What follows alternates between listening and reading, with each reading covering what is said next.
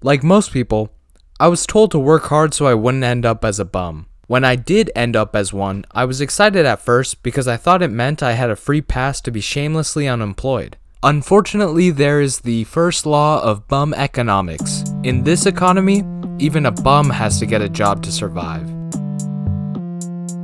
What surprised me the most is just how easy getting a job was. I am a very average white-collar worker, but that's a huge flex for me because of my uninterrupted track record of being below average in all aspects of life. The bum community has actually experienced a great deal of upward economic mobility in recent years. I like to think this is due to the iron law of bumocracy. It's a logical conclusion of the capitalist system. The less you have going on in your life, the more you can focus solely on work. So the basement dwellers of the past become the junior analysts of the future. There are still bums out there who maintain the tradition of being a brokey, but it's not like there's anything wrong with that. I mean, I've been in the trenches before. I was making $8 an hour during my poverty era. This was during high school where my most pressing expenses were in the gummy bear category, but still. I worked as a math tutor at one of those learning centers where Asian parents send their kids to develop their major depressive disorders.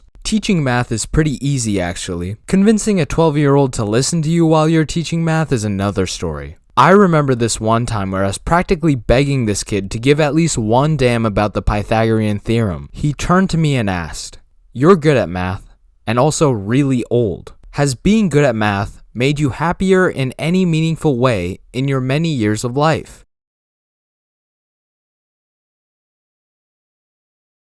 After high school, it was time to choose a more permanent career path. That's tricky because no matter what, it always feels like you're making the wrong decision. Back when I was entering college, the common wisdom was that a CS degree was the guaranteed track to success. That ended up being true if you think CS stands for Chipotle Sciences because wow is that job market rough. To any youngins who are watching this and in the process of choosing their career path, it's helpful to think of all professions as belonging to one of 5 major categories.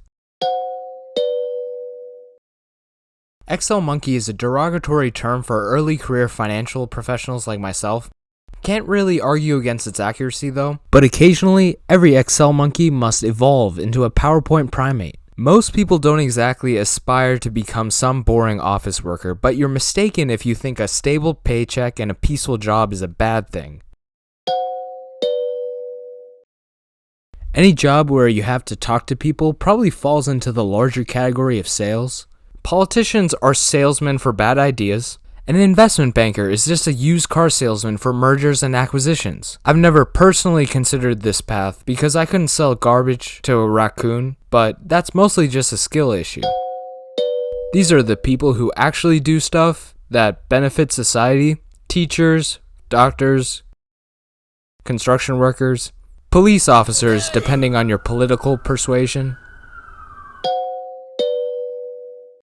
thieving, scamming, corruption.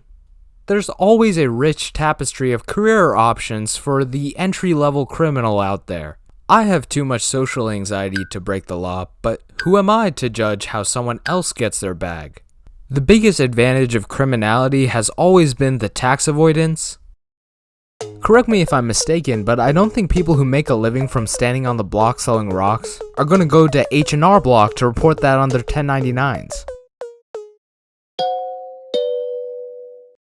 I mentioned this one last because it isn't a real career option, it is a mental illness. It takes a special kind of delusion and idiocy to slave away for hours in Adobe Premiere to serve up the next sacrifice for the algorithm. Making it on YouTube and flexing on everyone I know is the dream, but it's a precarious existence when you haven't made it yet. The allure of content creation comes from the unlimited earning potential, but what's also unlimited is the amount of time you can spend animating for a net profit of $0 and 0 cents. I prepared my whole life to be broke when I grew up, so I don't know what to do with my money now that I've got it.